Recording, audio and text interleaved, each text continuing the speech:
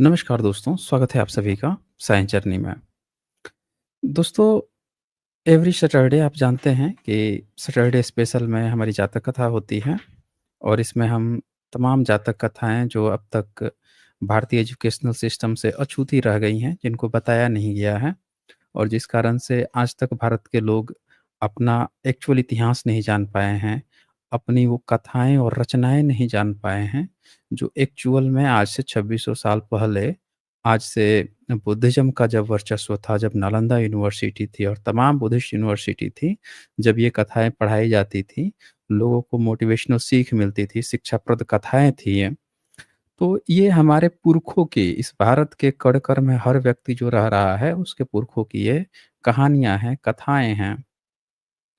आज की डेट में इन्हीं कथा कहानियों को तोड़कर, मरोड़कर और बिगाड़ कर अलग-अलग ग्रंथों में, स्क्रिप्चर्स में डाल दी गई हैं। तो एक्चुअल जो मूल कथा है, वो लोग कभी आज जान नहीं पाते।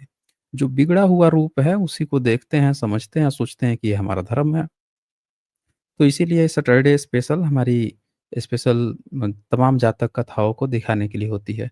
तो आज हम देखेंगे तिथ जातक कथा और इस जातक कथा को शुरू करने से पहले मैं आप लोगों को लीगल डिस्क्लेमर दिखा देता हूँ।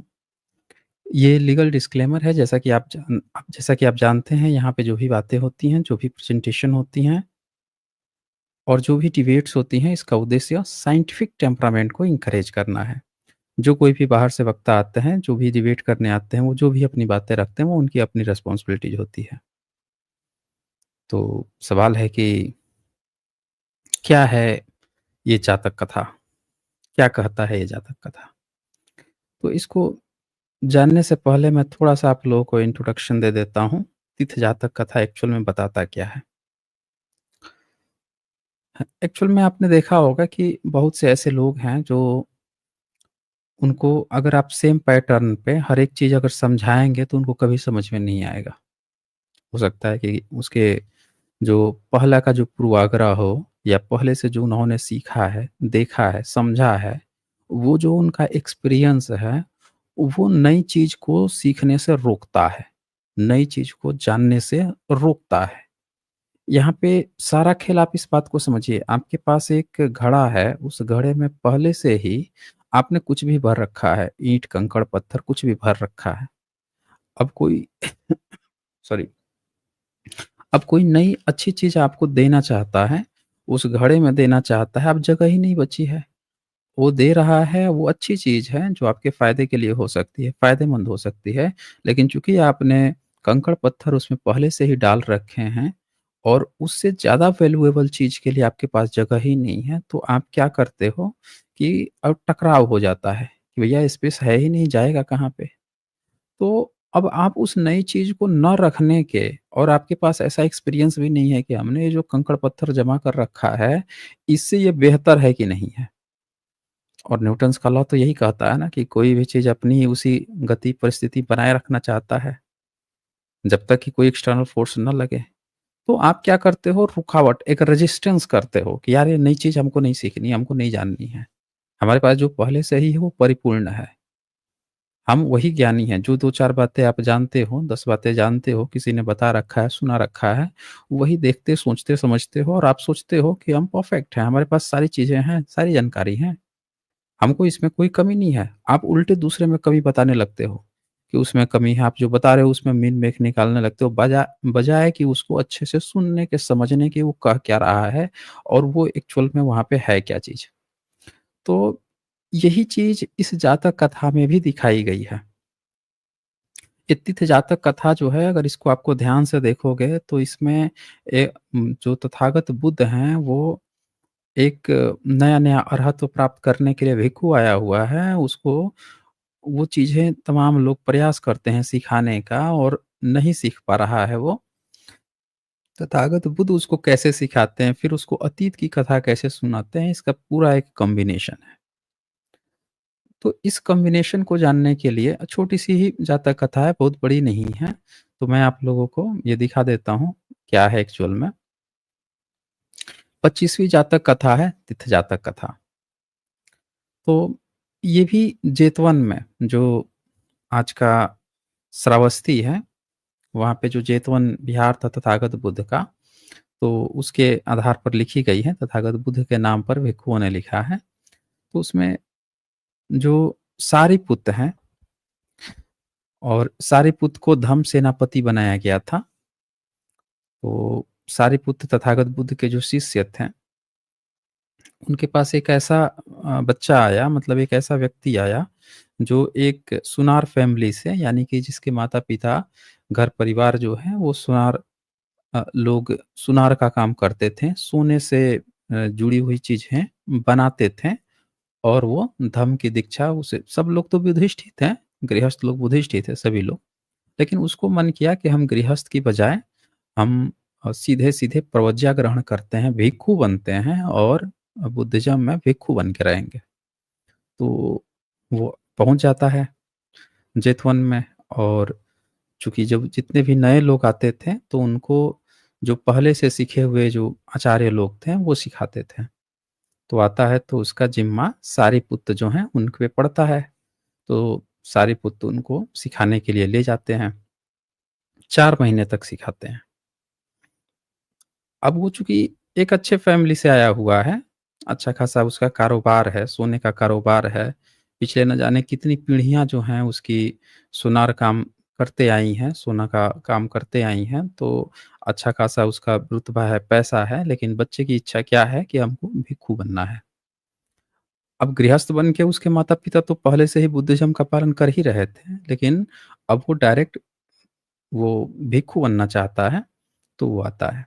तो उसको सारीपुत्त जो हैं अशुभ कर्म स्थान उसको बताते हैं। अशुभ कर्म स्थान कहने का मतलब ये है कि आपके शरीर में बहुत सारे जितने भी जो गंदगी के जो कार्य हैं, गंदगी के जो स्थान हैं, तो वो सारी चीज़ें वो उसको समझाते हैं, उसको अशुभ कर्म स्थान बताया गया है। इसका एग्ज़ैक्ट मतलब आप वो मत समझिए कि कोई अशुभ चीज़ है, वो नहीं है। बुद्धिज़्म के शब्दावलियाँ जो हैं बड़ी अलग-सी होती हैं। तो उसको वो बोलते हैं कि इसमें रह के आप जो है अपने चित्त को स्थिर करके आप सीखो इसको, इन सारी चीज़ों को, विद्याओं को सिखाते हैं। तो अब चूँकि उसका परिवार जो है, मतलब एक यहाँ पे आप समझ सकते हैं कि एक डेटा ऐसे कह दिया गया कि 500, पिछले 500 समय से, मतलब दिखाया जाता है लंबे समय से उसके यहाँ ये काम होता चला आ रहा था, और कि वो लोग सुनार का या इस तरह का काम करते आए थे, तो उसका ध्यान जो है प्रॉपर अभी धंधे पर ही है, वो सीख नहीं पाता है। और वो पूरा प्रयास करते हैं कि ये किसी तरह से सीख ले, जब आया है अरहत बनने के लिए तो सीख ले, लेकिन वो सीख नहीं पाता। तो 4 महीने बीत जाते हैं और कुछ भी नहीं सीख पाता। तो अब सारीपुत्त क्या सोचते हैं कि चलो हम अपने ये हमसे नहीं सीख हो पाएगा। अब हम इसको ना लेके चलते हैं, सीधे तथागत के पास लेके चलते हैं। तथागत ही इसको सिखाएँगे, उन्हीं को समझ में आता है। तो इसमें वो चीज़ भी दिखाई गई है कि अ, हर व्यक्ति जो है, वो हर एक व्यक्ति का गुरु नहीं बन सकता है। आप कितना भी स्टडी कर लो, पढ़ाई कर लो, लेकिन कोई ये सोचे कि ये व्यक्ति जो है सामने वाले को नहीं। कई बार ऐसा होता है कि सामने वाले को सिखाने से पहले आपको पहले उसके चित्त को जानना होगा, उसके माइंड को जानना होगा। तथागत बुद्ध धम्मपद में क्या कहते हैं? सबसे आखिरी बमन बग्गू आप पढ़ेंगे, सबसे आखिरी वही कहते हैं कि एक बमन वही है जो उसके पूर्व जन्मों को जानता है। पूर्व जन्म जानने का मतलब क्या है? पूर्व जन्म जानने का मतलब ये है कि आप किसी भी व्यक्ति से जब तक उसका पिछला सारा चीज़ नहीं जानते हैं, उसके माइंडसेट को नहीं जानते, कैसे वो सोचता है, कैसे काम करता है, कैसे उसके थिंकिंग प्रोसेस क्या है, थॉट प्रोसेस क्या है, जब तक आप उसको नहीं जानते हैं अच्छे से, तब तक आप उसको उसका गुरु नहीं बन सकते, उसको सिखा नहीं सकते हैं। आपने देखा होगा कुंग फू पांडा को ही आपने देखा होगा। तो गुरु ऋग्वेद चूज़ तो कर देते हैं पांडा को, कि भैया प पांडा जो है यही बनेगा, सबसे महान योद्धा यही बनेगा। लेकिन जो सिखाने के लिए जो जाता है उसकी हालत खराब हो जाती है। कहता है लगता है गुरुजी ने गलत चॉइस कर ली है। इसको कैसे, इसको तो कुछ आता ही नहीं है। इनमें पता नहीं उनको क्या दिख गया। सोच रहे हैं कि ये व्यक्ति ये जो है वो कर लेगा अच्छे से। ठीक है? तो वो इस तरह के लाइन से कहते जाता है। अब वो समझ नहीं पा रहा है कैसे सिखाएँ। फाइनली वो क्या करता है, देखता है कि ये जो है, ये एक रूम में जब अ, खाने के लिए कुछ रखा रहता है और उसको ये बड़े तेज़ी से ऊपर चढ़ के उसको खा रहा होता है। जैसे गुरु भीतर घुसता है, देखता है कि अरे! ये तो इतना फुर्तीला है, खाने के लिए वहाँ चढ़ गया। तो उसके मन मस्तिष्क को पहचानते हैं कि इसको सिखाने के लिए पहले मुझे इसके ना माइंड थिंकिंग लेवल जो है, इसका क्या है, इसका माइंड कैसे काम करता है, किस चीज़ को ये बड़े तेज़ी से अच्छे से काम करता है, किस चीज़ पर ये एग्रेसिव होके काम करता है, किस चीज़ में ये ज़्यादा इंटरेस्टेड है, किस चीज़ के लिए किसी हद तक भी गुज़र सकता है। वो सारे उसके थॉट प्रोसेस को वो जानता है, देन फिर उसी हिसाब से खाने को ले जाता है, ऊपर फेंकता है और ये तुमको तभी मिलेगा जब तक तुम फाइट सीखते रहोगे। तो इस तरह से वो चीज़ों को सिखाता है। तो यहाँ पे भी वही चीज़ है कि वो उसके थॉट प्रोसेस को, जो भिक्खू आया हुआ है, उसके थॉट प्रोसेस को, उसका पूरा कैसे वो उसका माइंड थिंकिंग प्रोसेस है, वो सारीपुत्र नहीं जान पाते हैं, उसके चित्त को नहीं समझ पाते हैं। चित्त मतलब माइंड होता है, उसको नहीं समझ पाते और सिखाने का प्रयास करते हैं, 4 महीने बीत जाते हैं। अब यहाँ पे आप खुद देखिए, यहाँ पे बहुत सारे लोग आते हैं। अब इस पे क्या होता है कि कुछ लोग पढ़े-लिखे भी आते हैं, कुछ लोग ऐसा भी होता है जो पढ़ाई-लिखाई किसी कारणवश नहीं कर पाए हैं, वो भी आते हैं, कुछ लोग ज़िद्दी किस्म के आते हैं, हर तरह के लोग आते हैं ना यहाँ पे भी। तो जब हम लोग बात करते हैं तो आप एक चीज़ गौर कीजिएगा कि बहुत सारे लोग जब वो तथ्यों को देखते हैं तो उनका थॉट प्रोसेस अगर पॉजिटिव है, वो चीज़ों को समझने की कोशिश करते हैं, तो वो तुरंत ही उस चीज़ को एक्सेप्ट भी करते हैं, सोचते हैं। या उन पे जो प्रश्न है उस पर डिस्कशन करते हैं और वो सॉल्यूशन भी लेते हैं।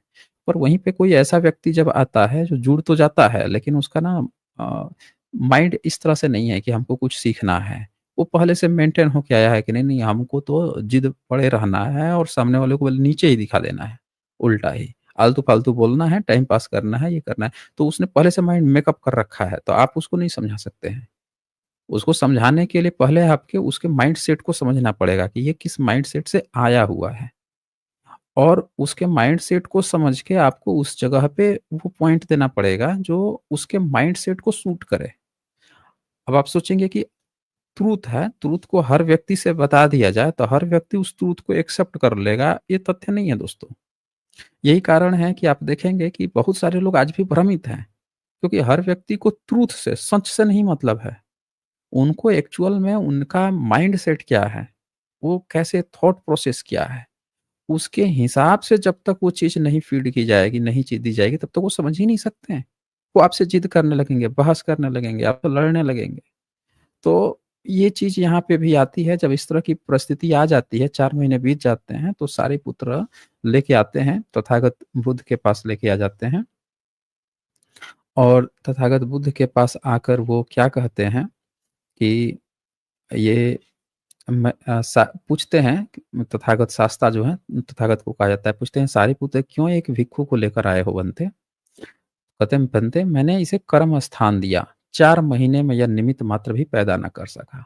निमित्त मात्र 32 शरीर के 32 लक्षण हैं, उसमें से कोई भी एक काल्पनिक आकार जो है ये नहीं प्राप्त कर सका, कुछ भी नहीं सीख सका। यह बुद्ध बनया होगा, यानी कि ये आपसे ही सीख पाएगा। बुद्ध बनया होगा, सोच मैं इसे आपके पास ही लेकर आया हूँ। सारिपुत्र तूने अपने विषय में कौन-सा कर्म स्थान दिया था? बोलते हैं भगवान अशुभ कर्म स्थान। अशुभ कर्म स्थान मतलब ये ऊपर दिया हुआ है आप देख सकते हैं कि अशुभ कर्म स्थान का मतलब ये है यहाँ पे शरीर की गंदगियों का ख्याल कर योगाभ्यास करना।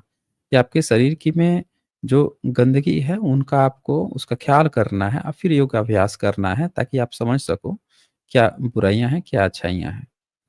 तो अब यहाँ पे क्या होता है कि जो वो पूछ लेते हैं, फिर कहते हैं सारिपुत्र तेरी चित्त संतति में आस्यानुक ज्ञान नहीं है। बोलते हैं कि तेरा जो माइंड है, उसमें वो ज्ञान नहीं है कि तुम इसको समझा पाओ। एक काम करो, जाओ, शाम को आना और अपने शिष्य को लेके जाना। ठीक है ना? वो परेशान हो जाता है कि नहीं हमसे नहीं हो पा रहा है, नहीं सीख पा रहा है और कोई भी परेशान हो जाएगा। जब वो ये जानेगा कि हम यही काम कर रहे हैं और हम नहीं सिखा पा रहे हैं, हम नहीं लोगों को चेंज कर पा रहे हैं, तो वो परेशान हो जाएगा, वो परेशान था। तथागत ने कहा कि ठीक है तुम आना शाम को, हम देखते हैं कैसे नहीं सीखता है। तो तथागत जो हैं वो एक बहुत बड़े मनोवैज्ञानिक थे। माइंड को रीड करते थे। वो समझते थे कि असल में इसकी प्रॉब्लम क्या है, इसको ये कोई भी चीज़ को क्यों समझ नहीं पा रहा है, तो उसके लिए वो क्या करते हैं उसको ले जाते हैं और ले जाकर उसको एक अच्छा-सा चीवर दिलवाते हैं, जो भी भिक्षु आया रहता है ना सीखने के लिए, सुनार घर से उसको। फिर उसको भिक्षाचार के लिए प्रवेश कर उसको भोजन खाद्य भोजन दिलवाते हैं, खाता-पीता है। फिर उसको महाभिक्षु संघ सहित विहार को लौट लौटे दिन समय गंधेकूट में। अब फिर ये गंधेकूट में आ जाते हैं और शाम को शाम को वो आने वाला भी था, तो उससे पहले इसको जो है तथागत बुद्ध लेके जाते हैं अपने साथ शाम को, चलो आओ तुमको थोड़ा-सा वॉकिंग करा देते हैं बाग में, बगीचे में। तो लेके उसको शाम को जाते हैं विहार में चारिका करते हुए, आम्रवन में। तो जब आम्रवन में ले जाते हैं, तो वहाँ पे ना उसको मनोवैज्ञानिक ढंग से उसको दिखाते हैं। अब ऐसे कहने के लिए जो आम नॉर्मल व्यक्ति है, वो सीधे कह देगा कि ये सामने-सामने चमत्कार से हो गया, लेकिन ऐसा चमत्कार नहीं होता बुद्धिज़्म में। दरअसल इसमें मनोविज्ञान है, किसी के व्यक्ति को मनोस्थिति को समझ के मनोवैज्ञानिक ढंग से उसको इलाज करना। तो वो क्या करते हैं कि उसको ले जाते हैं और जो वहाँ पे पुष्करणी होती है, तालाब वगैरह होता है, वहाँ पे तालाब में आपको पता ही होगा कमल खिलता है, जो तालाब होते हैं उसमें क बहुत सारे कमल खिले रहते हैं। तो वहाँ पे पद्म का एक गुच्छा था, तो वो बड़ा होकर एक पूरा एक फूल निर्माण मतलब फूल बन गया था एक बड़ा-सा।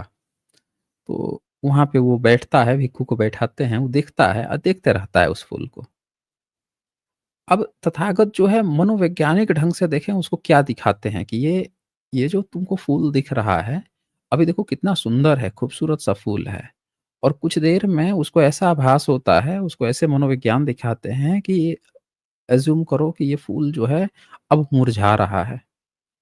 और मुरझाने के बाद से उसको एहसास होता है ना बैठ के वो योगाभ्यास उसको बैठा हुआ है, सोच रहा है, थिंकिंग प्रोसेस है उसकी, देख रहा है और देखते-देखते उसमें क्या माइंड में आ रहा है, उस माइंड को समझिए कि ये फूल है, बड़ा अच्छा-सा फूल है, अब ये मुरझा रहा है, कुम्भला रहा है और कुम्भलाता है तो ये कुरूप लगने लगता है। जब खिला हुआ था तो बड़ा सुंदर-सा लग रहा था, अब ये जैसे-जैसे मुरझा रहा है, कुरूप हो रहा है तो बेकार-सा लगने लगा और फिर धीरे-धीरे क्या देख रहा है कि वो अब उसके पत्ते भी गिर रहे हैं। उसके माइंड में ये थिंकिंग आ रही है। फूल मतलब फूल का पूरा जो फ्यूचर है, उसका क्या होने वाला है, वो सारी चीज़ें उसके माइंड से गुज़र रही हैं, देख रहा है। तथागत उसको वही चीज़ दिखाना चाहते थे इसके माइंड में कि पहले ये ना ये दुनिया को समझ नहीं पा रहा है, इसको ये दुनिया को पहले अच्छे से इसको समझना पड़ेगा कि एक्चुअल में दुनिया है क्या? अब वो सामने देखता है कि देखो ये हमको बड़ा अच्छा लग रहा था, फूल खिला हुआ था। इस पर विदेशों में एक फ़िल्म भी बनी थी और उसमें ये चीज़ दिखाया गया था कि एक व्यक्ति रहता है, वो बहुत बोलता है, बहुत बोलता है। किसी की बात नहीं सुनता, अक्खड़ टाइप का रहता है। वो इतना बोलता है कि उसके साथ कुछ ऐसा हो जाता है कि सामने एक पेड़ रहता है और ये जितना बोलेगा उतनी उसके पेड़ के पत्ते गिर जाएँगे। और उसके बाद से और जैसे सारे पत्ते गिर जाएँगे वैसे ही ये मर जाएगा, मर जाना है ये। तो ये क्या उसमें ये फ़िल्म का नाम मैं भूल रहा हूँ, लेकिन ये बड़ा अच्छा-सा वो लिख करके दिखाए थे सब। और लास्ट में वो किसी की नहीं सुनता था और जाते-जाते लास्ट में देखता है कि सामने पत्ते गिर रहे हैं, गिरते जा रहे हैं जैसे-जैसे बोलता था और जिस दिन पत्ते गिरने वो लास्ट में जाके वो सुधर ही जाता है, सुधारने का नियम। तो यहाँ पे भी ये क्या देख रहा है कि वो जो फूल है जो सामने फूला हुआ था, अच्छा दिख रहा था, कुरूप हो गया, अब गिर गया, उसके पत्ते गिर गए, उसकी रेणु गिर गई, अब सिर्फ़ उसका डोडा जो है वही बचा हुआ है, अब क्या किया जाए? तो जब ये देखता है तो इस देखने के बाद से उसको अब अपने पर पर्सनल लेवल पे वो थिंकिंग करता है कि मेरा लाइफ भी क्या है? मैं भी अभी जवान हूँ, मैं भी बूढ़ा होऊँगा और बूढ़ा होने के बाद से मेरी भी सारी चीज़ें जो हैं वो ख़त्म हो जाएँगी और उसको ख़्याल देखिए उस भिक्षु को उसे देखते-देखते ख़्याल आया, यह पुष्प अभी सुंदर था, दर्शनीय था, अभी इसका रंग बदल गया। पत्ते और रेणु गिर पड़े, केवल डोडा रह गया। जब इस प्रकार का यह फूल कुम्भला गया, तो मेरे शरीर का भी क्या नहीं हो जाएगा? यह सोचते-सोचते सभी संस्कारों की अनित्यता का विचार कर, अब उसके माइंड में ये चीज़ आ जाता है कि कोई भी चीज़ नित्य नहीं है। कोई भी चीज़ नित्य नहीं है। यानी कि वो जो आप चाहें जितना खुश हैं या चाहें जितना भी दुखी हैं, वो दिन नित्य नहीं है, वो बदल ही जाएगा, बदलना ही है। अगर आप बहुत दुखी हैं, तो वो दिन भी बदल जाएगा और सुखी तो कोई रहता ही नहीं है। कोई भी व्यक्ति सोचे कि हम बहुत ज़्यादा सुखी है, वो कोई सुखी रहता नहीं है, वो तो हमेशा चेंज होते रहता है। तो ये जब इसके माइंड में आ जाता है, तो अब इसका बैकग्राउंड कि हम बड़े अच्छे फैमिली से थे, बड़ी अच्छी जगह से आए थे, ये सारी जो चीज़ें हैं, अब इसके माइंड में समझ में आ जाता है कि ये तो सब धरी की धरी रह जाएँगी और मैं तो ऐसे ही फूल के समान कुम्हला कि मैं तो खत्म ही होने वाला हूँ। तो यह सोचते-सोचते सभी संस्कारों की अनित्यता का विचार कर विदर्शना में स्थापित हुआ। शास्ता ने उसका चित्त विदर्शनारूढ़ हो गया, गंधकुटी में बैठे ही बैठे अपने तेज को फेंका, यह गाथा कही। मतलब अब यहाँ पे आप देखें तेज को फैला यह गाथा कही। यहाँ पे वो क्या कहना चाह रहा है बेसिकली, वो ये दिखाना चाह रहे हैं कि जब तथागत को इस बात का एहसास हो गया कि ये अब समझ गया है, नाउ ही इज़ रेडी, अब ये तैयार है। इस बात को समझने के लिए कि पहले वो उस मोड से निकल ही नहीं पा रहा था। जो उसका पिछला बैकग्राउंड था, उस मोड से निकल ही नहीं पा रहा था। अब तथागत को जब ये बात पता चल जाती है कि हाँ, ये चीज़ अब इसमें चेंज हो चुका है, तब वो अब समझाते हैं कि अब ये रेडी है, अब इसको समझाया जा सकता है, अब इसको ज्ञान दिया जा सकता है, अब इस बात को ये समझ जाएगा। तो वो यहाँ पे ये बताते हैं उच्छिंद सिने हमतनो कुमुद सारदिक व पाणिना शंति मगमेव बृहय निपान शुगतेन देशितं। तो इसका ये बताते हैं कि हाथ में शरद ऋतु के कमल की तरह अपने राग स्नेह की जड़ उखाड़ फेंको, सुगत द्वारा उपदिष्ट निर्वाण रूपी शांति मार्ग में ही उन्नति करो। तो वो बोलते हैं कि जिस तरह से जो तुम्हारे अंदर राग है, द्वेष है, इन सारी चीज़ों को जड़ सहित उखाड़ के फेंक दो और तथागत का ये जो रास्ता है, ये चीज़ को अपनाओ तब आपकी ये व्यथा जो है, ये सारी चीज़ें दूर हो जाएँगी। अब यहाँ पे यह भिक्षु ने गाथा के अंत में अरहत्व प्राप्त कर मैं सब भवों से मुक्त हो गया सोचकर ये उदान प्रतिवाक्य कहा।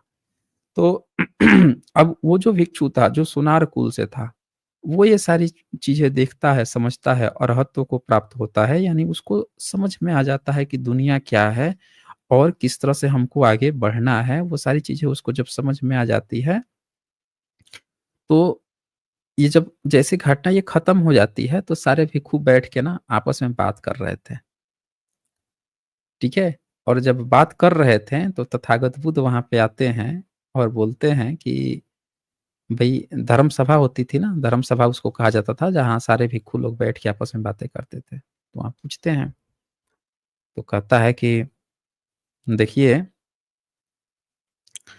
अ, आप जो उसको बना दिए ना अरहत्व की जो उसको प्राप्ति हुई, जैसे वो किसी से सीख नहीं पा रहा था और आपने कैसे एक शाम में ही, कुछ समय में ही उसको किस तरह से बदल दिया, तो हम लोग उसी की बात कर रहे थे। तो बुध ने यहाँ पीछे आसन पर वो बैठते हैं, पूछा भिक्षु यहाँ बैठे-बैठे क्या बातचीत कर रहे हो? भगवान कुछ और नहीं आपकी ही धर्म सेनापति की शिष्य के आशयानुसार ज्ञान की बातचीत कर रहे हैं, जो आपके धर्म सेनापति थे, सारिपुत्र थे, उनका जो शिष्य था, उसी के बारे में बातचीत कर रहे हैं। तो बुद्ध ने भिक्षुओं से कहा इसमें कोई आश्चर्य नहीं है। यदि इस समय मैं बुद्ध होकर इसका आशय जानता हूँ, तो मैं पहले भी ये जानता था पूर्व कथा कही। अब पहले एक कथा सुनाते हैं कि इस तरह की चीज़ें पहले भी हुई हैं। अभी ही नहीं है, पहले भी ये सारी चीज़ें घट चुकी हैं। तब वो एक अतीत कथा अब इसके साथ आप जानते हैं जातकों में अतीत कथा होती है, वर्तमान का परिदृश्य दिखा के और फिर अतीत की बातें बताई जाती हैं। तो यहाँ अतीत कथा बताई जाती है कि वाराणसी में ब्रह्मदत्त नाम का राजा था। जैसा कि आप जानते हैं जातकों में हमेशा ये राजा जो है कॉमन है, ब्रह्मदत्त और वाराणसी का राजा है। तो उसके समय में बोधिसत्व जो है राजा को अर्थ तथा धर्म संबंधी उपदेश देने वाले थे। तो उस समय क्या होता है कि जब ये उपदेश देने वाले थे, तो राजा के पास ना एक घोड़ा था और घोड़ा जो है उसको नहलाने के लिए उसको मांगलिक कहा जाता था। आज की डेट में इन लोगों ने क्या किया है, मांगलिक का मतलब अर्थ ही बदल दिया है। मांगलिक मतलब ऐसा कुछ बना दिया है जिससे कि वो कोई अशुभ हो गया, उसके साथ जो रहेगा उसके साथ कुछ बुरा हो जाएगा, इस तरह की चीज़ें बना दी हैं। जबकि एक्चुअल में वास्तव में मांगलिक एक पॉजिटिव वर्ड है, जैसे बुद्धिज़्म में आप देखेंगे तो आपको क्या कहते हैं कि आपका मंगल हो। मंगल जो शब्द है वो एक पॉजिटिव वर्ड के लिए लाया गया है बुद्धिज़्म में। मांगलिक मतलब आप अच्छा है, अच्छे की पॉजिटिविटी की बात है। ब्रह्मनिज़्म ने इस शब्द को मांगलिक वर्ड को नेगेटिव बना दिया। ऐसा बना दिया कि जहाँ मांगलिक वर्ड यूज़ होगा यानी कि उसके साथ कोई मरेगा। तो आप देखेंगे कि कई बार लड़कियों का शादी कभी कुत्ते से, तो कभी पेड़ से, तो कभी जीव-जंतुओं से कराते हुए देखे जाते हैं। कि ये इसका पहला पति हो गया, वो मर जाए, कट जाए, फिर दूसरा शादी उसका करते हैं, किसी मर्द के साथ करते हैं। इस तरह की आपने घटनाएँ तमाम जगहों पे देखी होंगी, सोशल मीडियाज़ में भी देखी होंगी। तो ये अ, जस्ट बुद्धिज़्म का ही जो ब्राह्मणिकल रूप किया गया है, पॉज़िटिव वर्ड्स को नेगेटिव बना दिया गया है, वो चीज़ आप देखने को मिलती हैं। तो यहाँ पे क्या होता है कि वो जो घोड़ा है, बहुत अच्छा घोड़ा है, लेकिन मांगलिक है। मांगलिक कहने का मतलब कि उस समय राजा के मांगलिक घोड़े, मांगलिक मतलब सबसे अच्छे घोड़े, सबसे बढ़िया घोड़े को नहाने के लिए नहाने वो नहाता था, घोड़ा जो था ना बड़ा अच्छा घोड़ा था, वो राजा भी उसको बड़ा अच्छा मानता था। बहुत मानता था राजा उसको, तो ले जाता था उसको नहलाने के लिए ले जाते थे सब। क्या होता है कि उसकी जगह पे किसी दूसरे घोड़े को नहला दिए, अब ये घोड़ा नाराज़ हो गया। जीव-जंतुओं में भी उनमें भी भावनाएँ होती हैं, वो नाराज़ हो गया कि हम डेली पहले हमको नहलाया जाता था और आज जो है ये किसी और घोड़े को नहला दिए वहाँ पे, खलंडंकू घोड़े को नहला दिया, अब मैं नहीं नहाऊँगा यहाँ पे। मैं जैसे छोटे बच्चे जिद वाले जो होते हैं ना, उस तरह का यहाँ पे दिखा दिया, भैया अब मैं नहीं नहाऊँगा। तो ये जब इस तरह की बात आती है, अब वो राजा जो है बोधिसत्व से उपदेश की भी उधर बात चल रही थी, उपदेश देने वाले थे। तो राजा भेजता है, कहता है कि भैया बोधिसत्व जो है उनको बुलाओ और पता लगाओ कि ये घोड़ा जो है मेरा आज नहाने से क्यों इनकार कर रहा है। तो बोधिसत्व के पास गया, बोधिसत्व बोलते हैं कि भैया देखिए, आपका घोड़ा जो है ना आप ऐसा कीजिए, इसको उस जगह की बजाय किसी दूसरी जगह नहलवा दीजिए, ठीक है? और इसी को थोड़ा-सा मतलब इसको बातचीत में लिखा गया है, ये आप देख सकते हैं यहाँ पे।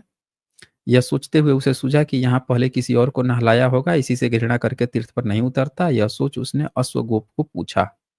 अब जो जो बोधिसत्व हैं अश्वगोपको, तो जो गोप शब्द है, प्राचीन काल में जो गोप शब्द होता था, उसका मतलब होता था जो पशुओं को पालता था। चाहे गाय को पालेगा, उसको गोपालक कहते थे। जो अश्व को पालता था तो अश्वगोपक हो जा रहा था। तो ये अश्वगोपक जो हैं उनसे पूछते हैं कि इस तीर्थ पर पहले किसको नहलाए थे? तो बताता है कि यहाँ पे ना एक दूसरे घोड़े को नहलाया गया था। तब बोधिसत्व ने मांगलिक अश्व अपनी शुचिता के कारण यहाँ नहीं नहाना चाहता है। मतलब इसके मन में पहले से एक धारणा बैठ गई है कि पहले हम ही नहाते हैं, हमारा ही चीज़ है, इसी कारण से नहीं नहाता है। तो एक काम करो, कहते हैं वो, भो अश्वगोपालक, घृत मधु शक्कर मिलाकर दूध भी बार बार पीने से तृप्ति हो जाती है। यह अश्व अनेक बार इस तीर्थ में नहाया है, बहुत बार नहाया है। ऐसा तो है नहीं कि कभी नहाया ही नहीं है, यहाँ पे बहुत बार नहाया है। तो एक काम करो, इसको ले जाओ दूसरी जगह पर और वहां पे ले जाकर इसको नहलाओ और जल पिलाओ। तो ये देखें, ये जानवर में भी ये बात कही गई है कि अगर इस तरह के कंडीशंस, बुद्धिज़्म जो है उनकी जो कहानियाँ हैं अगले मतलब बिल्कुल आप समझिए कि फ्यूचरिस्टिक हैं। फ्यूचर में भी जो लोग काम करेंगे, उनको वो भी चीज़ें यहाँ पे आपको ट्रेस देखने को मिल जाता है। तो ब्रह्मनिज़्म में आप देखेंगे जिन जातिवादी लोग हैं, वो क्या करते थे कि मैं पहले नहा लिया हूँ, तो यहाँ पे कोई जो है गैर ब्राह्मण नहीं नहाएगा। समझ रहे हैं? शूद्र अछूत यहाँ पे नहीं नहाएगा इस जगह पे। और ये जो कहानियाँ थी, आप समझ, मैं क्या कहता हूँ कि ब्रह्मनिज़्म का अपना कोई धर्म नहीं है। बुद्धिज़्म की जो कथा कहानियाँ थी, उन्हीं कथा कहानियों को देख के और इन लोगों ने अपना धर्म बना लिया। उनमें जो लोगों को शिक्षाप्रद कहानियाँ थी, उसके जो नेगेटिव पॉइंट्स है, उसी को उठा के इन्होंने अपना धर्म बना लिया। और ये नेगेटिव पॉइंट्स नहीं हैं, ये अक्सर हाँ देखने में आता है कि इस तरह की चीज़ें जो हैं करते हैं, बच्चे करते हैं या कोई जानवर कर रहा है, तो ये शिक्षाप्रद दी गई है कि ऐसे कंडीशंस में क्या चीज़ें करनी चाहिए। जैसे जो भिक्षु के केस में था कि सारीपुत्र उसको समझा-समझा के या बता के थक गया था, तो फिर वो तथागत बुद्ध के पास लाया। यानी वो ये बताना चाह रहे हैं कि अगर एक जगह नहीं सीख पा रहा है, तो उसका स्थान चेंज कर दो, उसका जगह चेंज करो, शायद वहाँ पे वो सीख पाए, समझ पाए। यहाँ पे चेंज की बात आ रही है। तो वो उसको दूसरी जगह ले जाता है और वो फिर वो खाता है, पीता है। ये देखिए कहते हैं ये, "अच मह्योहि तिथेहि अशपाहि सारथि, अच्छा शन स पुरिसो पायाससपि शपत्ति।" हे सारथी, इस घोड़े को दूसरे तीर्थ पर और जल पिलाओ। आदमी खीर भी बहुत खाने से तृप्त हो जाता है। तो वो इसको यहाँ पे समझाया गया है, तो वो जाके वहाँ पे दूसरी जगह ले जाते हैं, तो वहाँ पे खा पी लेता है। तो उन्होंने उसका कथन सुन अश्व को दूसरे तीर्थ पर उतारा, जल पिलाया और नहलाया। बोधिसत्व अश्व के पानी पीकर नहाने के समय राजा के पास चले गए। राजा ने पूछा, क्यों तात? अश्व ने नहाया या पिया? देव, हाँ। बोलता है कि हाँ, वो किया। तो राजा खुश हो जाता है। कहता है कि वाह! बोधिसत्व, आपकी क्या गजब की पंडिताई है। आप पशुओं तक के आशय को जान लेते हो कि पशु भी क्या सोचता है, समझता है, किस तरह से काम करता है। तो तब वो तथा फिर कहानी को लास्ट में जोड़ दिया जाता है। कहते हैं कि बुद्ध ने, भिक्षु, अब मैं इसका आशय नहीं जानता हूँ। पूर्व में भी अभी नहीं जानता हूँ, पीछे पहले भी जानता था। और बोलते हैं कि उस समय का जो मांगलिक अश्व था, यानी ये जो पवित्र पशु था, वो ये जो अभी जो भिक्षु है, जो नहीं सीख पा रहा था सारिपुत्र से, वो यही था। राजा अब का आनंद था, लेकिन पंडित अमात्य तो मैं ही था। तो ये जातक कथा है, तिथ्य जातक कथा, जहाँ पे आप एक चीज़ तो क्लियर कट समझ में आ गया होगा आप लोगों को। मैं आप सबसे यही कहूँगा कि कमेंट में आप इसका सारांश लिखिए, इसकी थीम लिखिए कि ये बेसिकली निष्कर्ष आप क्या निकालते हैं इसका। ये जातक कथा जो है क्या कहना चाहता है। और अब मैं लिंक दे दे रहा हूँ, 1-2 लोग जो अपनी बातें शेयर करना चाहते हैं, क्योंकि बहुजन समाज से बहुत सारे लोग ये कहते हैं कि हम भी अपनी बातें शेयर करना चाहते हैं, चूँकि आज की सेशन बहुत छोटा-सा रहता है, ज़्यादा बड़ा सेशन तो रखते नहीं हैं, तो 1-2 लोगों की ही बातें ली जा सकेंगी। तो जो लोग भी अपनी बातें रखना चाहते हैं, वो जुड़ के रख सकते हैं। मैंने लिंक पिन भी कर दिया है। तब तक यहाँ पे सागर कांबले जी का सुपर स्टिकर है और फिर यहाँ पे कबीर वशीन जी ने मेंबरशिप लिया है। बहुत शुक्रिया जी आपका मेंबरशिप लेने के लिए। साथियों, जैसा कि हमने बताया था कि पेरियार जयंती आ रही है सितंबर मंथ में। पेरियार जयंती हम लोग बड़े धूमधाम से मनाते हैं। तो पेरियार जयंती के लिए आप सब लोग तैयार रहें, उसका फॉर्म भी जल्द ही निकलेगा और उस पे भी पार्टिसिपेट कीजिए। गीत संगीत जो भी है, जिस भी माध्यम से आप प्रेज़ेंट कर सकते हैं और नज़र बनाए रखिए, क्योंकि फॉर्म जैसे ही निकलेगा आप लोग फॉर्म ज़रूर फिल कीजिएगा। तो जिनको भी अपनी बातें रखनी है वो यहाँ पे रख सकते हैं और अ एक चीज़ और हम लोगों को समझने की ज़रूरत है कि जितने भी जो जातक कथाएँ हैं, असल में जातक कथाओं का उद्देश्य क्या था? हमें क्यों नहीं जातक कथाएँ पढ़ाई गईं? स्कूलों में, कॉलेज में, सिलेबस में बच्चों को जब पढ़ाते हैं, तो आपको तरह-तरह की कहानियाँ पढ़ा दी जाती हैं।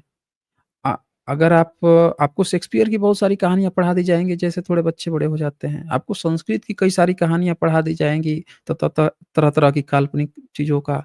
आपको रामायण और महाभारत सिलेबस में डाल दिया गया। लेकिन जो सिलेबस डिज़ाइनकार हैं, जो भी लोग हैं, उनके मन में ये बातें क्यों नहीं आई कि जातक कथाओं को भी हम लोगों को पाठ्यक्रमों में इस पर चर्चा होनी चाहिए। इन किताबों को, जैसे आप शेक्सपियर की कहानियाँ देखेंगे, तो शेक्सपियर की कहानी को पहले चेंज किया गया। उसको इन जो इंग्लिश है, सिंपल इंग्लिश लैंग्वेज जो है, उसमें कन्वर्ट किया गया ताकि भारतीय लड़के जो है अच्छे से समझ सकें, फिर उसको सिलेबस में डाल के लोगों को पढ़ाया गया। उसी तरह से रामायण, महाभारत की जो काल्पनिक कहानियाँ हैं, उनका भी सिंपल संक्षिप्त बनाया गया बच्चों को पढ़ाने के लिए। जातकों को भी आप संक्षिप्त बना के पढ़ा सकते थे, उनकी मोरल वैल्यूज को पढ़ा सकते थे। 547 जातक कथाएँ थी, लेकिन ऐसा क्या हुआ कि ये चीज़ें नहीं की गई? अब ये इसके पीछे क्या उद्देश्य रहा होगा? ये भारत में जो एजुकेशन सिस्टम है, जो एजुकेशन सिस्टम में बैठे हुए लोग हैं, इनका आखिर ऐसा क्या उद्देश्य रहा होगा कि ये लोग इस चीज़ को नहीं बता रहे हैं, नहीं बता पाएँ? तो हम लोगों को ये चीज़ समझ चले। अब देखिए कौन आए हैं यहाँ पे, ये राजकुमार सावंत जी आए हैं, इनको मैं ऐड कर रहा हूँ। हाँ जी, राजकुमार जी, बताइए क्या कहना चाहते हैं? माइक अपनी अनम्यूट कर लीजिए। जय भीम सर। हाँ जी, हेलो। जय भीम। हाँ, हाँ, जय जय भीम। भीम, जी, नमो बताइए। बुद्धाय। आपके साथ बात करते हुए इतना दिल में आनंद पैदा हो गया है, क्या वो खुशी जी। शब्दों में व्यक्त नहीं कर सकता हूं मैं। आप जो काम कर अच्छा रहे जी। हैं, पूरे देश को हुँ, हुँ। अंधविश्वास से बाहर निकलने का काम कर रहे हैं। पिछले 7 साल से मैं आपका हर स्ट्रीम सुनता हूँ, मुझे दिल को बहुत तसल्ली होती है। अंधविश्वास से मैं पूरा बाहर आ गया हूँ। और हुँ, ये बात पे आपका आभार धन्यवाद कैसा दूं, ये मेरे समझ में नहीं आता। आज की जो स्ट्रीम की है आपने, वो तथागत की जो मनोविश्लेषण थीम है, वो बड़ी अच्छी तरह से समझ में आ गई। थैंक यू सर, धन्यवाद। हुँ, हुँ। मैं राजकुमार जी आपसे ये जानना चाहता हूँ कि आप में ये चेंज कब से आया? मतलब नॉर्मल तो हर घर में पूजा-पाठ होता ही है, हम्म। देवी-देवता और ये सारी चीज़ें चलती हैं। आप में चेंज कब आया या बचपन से ही ऐसे थे? न, बचपन से मेरे दिल में एक हमेशा सवाल आता था, अगर धरती पे भगवान नाम की कोई चीज है तो उसको प्रूव कैसे किया जाए। और ये बचपन से सवाल हमारे दिल में उठता था। घर में बहुत सारे पूजा पाठ करने वाले लोग थे, मगर हम बुद्धिस्ट होने के नाते, मेरे जो दादी नानी थे वो बहुत पूजा पाठ करती थी। मैंने कई बार सवाल पूछा उनको, ये कहाँ रहते हैं, क्या खाते हैं, क्या पीते हैं, इनकी जीने की तरीका कैसे है, कुछ बता नहीं पाती थी। और मेरे दिल में ऐसे सवाल उठने के बाद मेरे एक दोस्त ने अपनी ये लिंक शेयर कर दी, यहाँ आप बात करो, बोले तुम्हारा पूरा जो दिल में जितने भी संदेह शंका है पूरी निकल जाएगी। और 2019 से मैं सुनते आ रहा हूँ आपको। वैसे मैं हुँ, 18 से हुँ। सुनते आ रहा हूँ। तब से अच्छा धीरे जी। धीरे धीरे करके पूरे सवाल मेरे खत्म हो गए। और दुनिया में बुद्ध के अलावा, बुद्ध तत्वज्ञान के अलावा दूसरा कोई भी तत्वज्ञान है, कोई भी थीम नहीं है, कोई भी दूसरा थिंक नहीं है जो कि मानवीय कल्याण के बारे में सोच सके, उसको आगे बढ़ा सके। ये बात मेरे समझ में आने के बाद एक सवाल हमेशा पैदा होता है, बुद्ध का जो धम्म है वो, उसमें जो इतनी सारे 18-20 शाखाएं निर्माण हो गई, उसके बारे में बहुत सारे कमेंट मैंने आपको लिख दिया है, शायद आपने देखी होगी नहीं देखी होगी। ये हुँ, हुँ। शाखाएं उत्पन्न होने का कारण क्या है, ये मेरे को जानना था सर। देखिए, शाखाएँ उत्पन्न होने का कारण एवोल्यूशन होता है। जैसे-जैसे बुद्धिज़्म का जो मेन मकसद था, वो था खुद भी जियो, दूसरों को भी जीने दो। यस और यस। तथागत ने हमेशा ही प्रचार को ध्यान दिया। उनके माइंड में हाँ। ये चीज़ था कि वो चाहते हैं तो और लोगों की तरह भी एक अच्छा-खासा ज़िंदगी गुज़ार के रह सकते थे। पर वो आप देखेंगे कि वो शिष्य बना रहे हैं और एक ऑर्गनाइज़्ड आप समझ सकते हैं धम्म बना रहे हैं, जिसके उनके जो शिष्य हैं, वो प्रचार-प्रसार कर रहे हैं और वो कहते हैं अपने भिक्षुओं से कि आपको प्रचार-प्रसार करना होगा, जितने भी लोग आ रहे हैं उनको समझाना होगा, बताना होगा। तो बुद्धिज़्म जो है वो प्रचार-प्रसार के लिए, सही शिक्षा देने के लिए गया। एजुकेशन हमेशा ही दिया जाता है, दुर्लभ नहीं बनाया जाता। तो तथागत ने जो खोज की थी, उसका काम था प्रचार-प्रसार करना।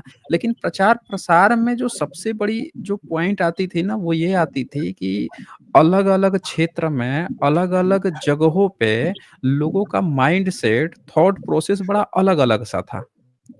अब हर एक व्यक्ति को एक तरह की बातें बताकर नहीं समझाया जा सकता था। तो सही बात भिक्षु है। जो हैं अब क्या करते थे कि केस स्टडी कि हमें अपने क्षेत्र के लोगों को अगर प्रचार-प्रसार करना है, तथागत के विचार को बताना है, तो हम कैसे इसको बताएँगे? तो वो क्या करते थे कि उन्होंने अपने में थोड़ा-सा फ्लेक्सिबिलिटी लाने की कोशिश की है। तो हम्म। इसी से महायान शाखा बना। उन्होंने कहा कि हम क्यों ना इसको और थोड़ा सरलीकृत बना दें, थोड़ा-सा और सिम्प्लिफाइड कर दें, जिससे कि आम आदमी भी इससे कनेक्ट महसूस हो सके। अब हर व्यक्ति आएगा और मेडिटेशन करेगा, तो उसके पास पता नहीं समय है कि नहीं है, वो मेडिटेशन यहाँ बैठ के करेगा कि नहीं करेगा, क्या करेगा? तो क्यों ना हम उसको सिम्प्लिफाइड करें, थोड़ा इस तरह से करें कि और आसान बना दें कि वो सिर्फ़ तथागत के विचार को ही माने और बहुत सारी चीज़ें करने की नहीं ज़रूरत है। तो इस सही बात सिंप्लीफिकेशन है। से महायान आया और उसमें आप देखेंगे मूर्तियाँ बनाई गईं।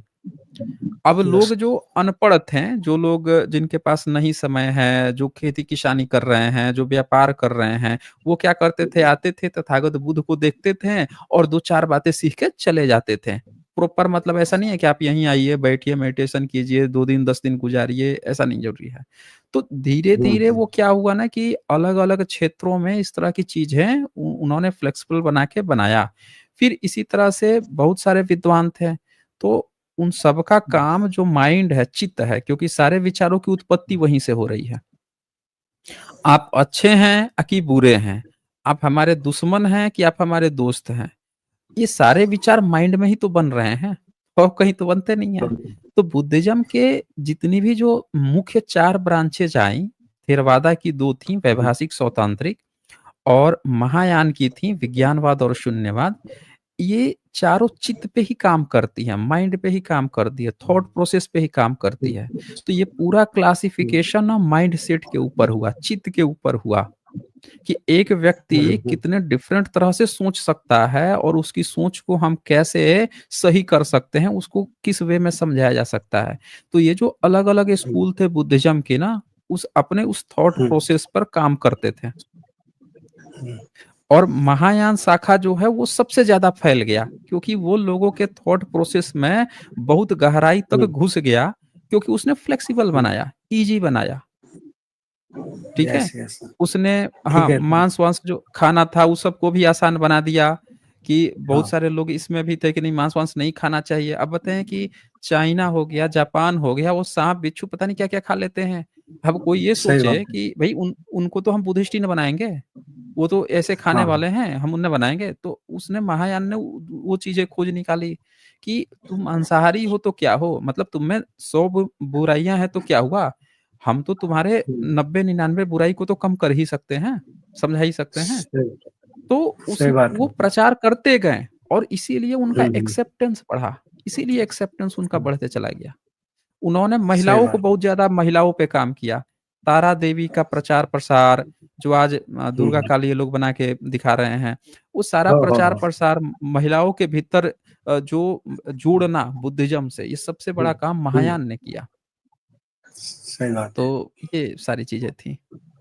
ठीक सर है, एक बस आखिरी मत सवाल पूछूँ या हाँ, सर? बोलिए। हाँ, बोल लीजिए, मेरी बोलिए। लड़की मेरी जो बड़ी लड़की है वो एमएससी मैथ्स हो गई है। अभी हुँ, हुँ। यूपीएससी की ट्राई कर रही है, तैयारी चालू है उसकी। तो उसको हुँ, भिक्षु हुँ। संघ में जाना है। वो संसारी जीवन ओके। जीना नहीं चाहती। तो उसके लिए अच्छा में अपना मोनेस्ट्री कहाँ मिलेगी हमें? हमारे पास उतना पैसा भी नहीं कि उसको लगा सके। मैं तो अभी सेवानिवृत्त हो गया हूँ, रिटायर्ड हो गया हूँ मैं। सोशल हुँ, वेलफेयर हुँ। डिपार्टमेंट में था मैं। तो इसके बारे में थोड़ा गाइड कीजिए सर।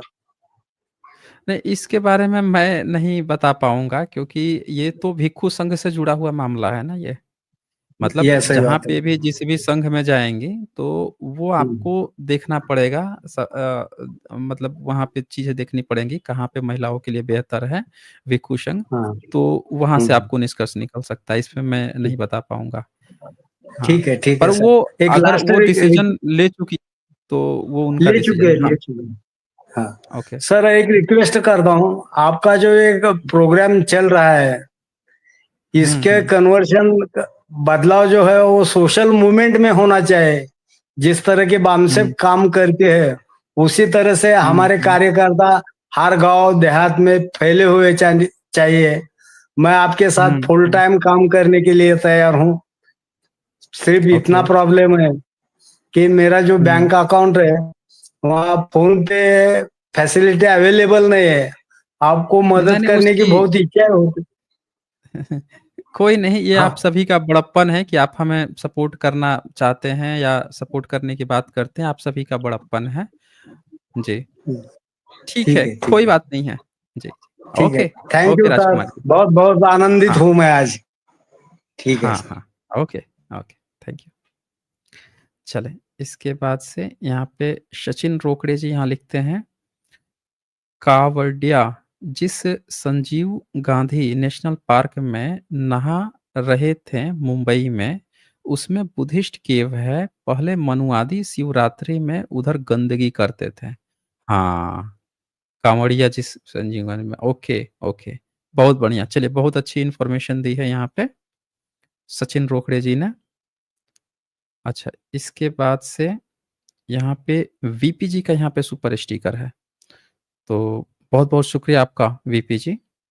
फिर यहाँ पे अमित कुमार जो हैं इन्होंने मेंबरशिप लिया है, तो आपका भी बहुत-बहुत शुक्रिया।